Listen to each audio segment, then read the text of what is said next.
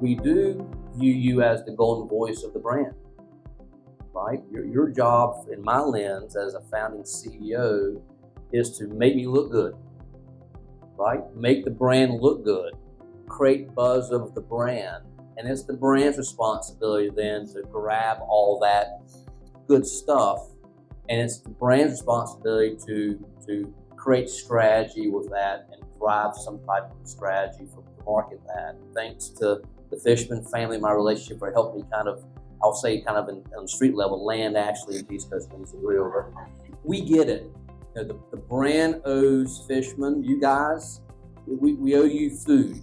We have to feed you something to get you guys excited about what we're doing with that piece of information. You align with us on spreading the mission and the vision of We Sell Restaurants, who we are and what we're about. Then it's up to us to take the ball and run with it and land the customers out of that effort. As I mentioned, we've just launched franchising. And as Sam will tell you, your first couple of franchisees are probably the most important franchisees you'll ever sign. So we are getting a lot of leads, but a lot of them we're not interested in partnering with to start.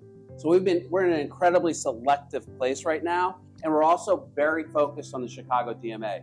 We want the first couple of multi-unit franchise deals that we do are in our market where people know who we are, and we can be very readily available to them. That validation is what the press releases and the press that you give, that feeds back to that client who's in the midst of the journey that I'm making a good decision. There's no one and done. There's no magic pill. They're not gonna jump on your lead page and then become a franchisee of your brand. But all the rest of that validates why they're making a good decision. A franchisor or a founder of a franchise model, he or she doesn't know what he or she doesn't know. Rolling back 19 years ago, when PR would do a piece and you have a outsourced FSO or an outsourced franchise sales or brokerage sales or your own sales department in-house, and a CEO founder goes to them and says, well, how did this discovery day come up? And they say, well, what's the PR piece? So I think that the good and great work that was done kind of lends you guys right into that lead generation mold. Know the founder. Study the founders. It's so easy now to Google where I live, what I do, how I process, what do I say in the press when it's not through you guys. But your journey is going to be really cool here. I've done everything you just talked about plus.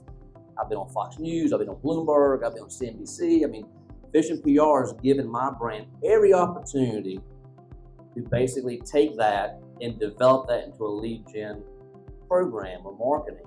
I've probably had more failure as an owner, founder, and as a CEO, figuring out the talent necessary to do all that and what you guys do. And that is something that a lot of founders and CEOs don't really think. The franchise space is different from any other space. Like we're idea people. We're founders, and I think that no matter how old you are or how long you've been in this industry or what knowledge you believe that you have, push back on us and give us ideas because we welcome that. It's a little different than if you're working on Wall Street and it's a bunch of stodgy old guys and they haven't had an idea in 100 years following the system. But franchise people are idea people, or we wouldn't be here as founders of franchises. So we welcome that for somebody to say, I don't know if that's the best idea, but here's one for you.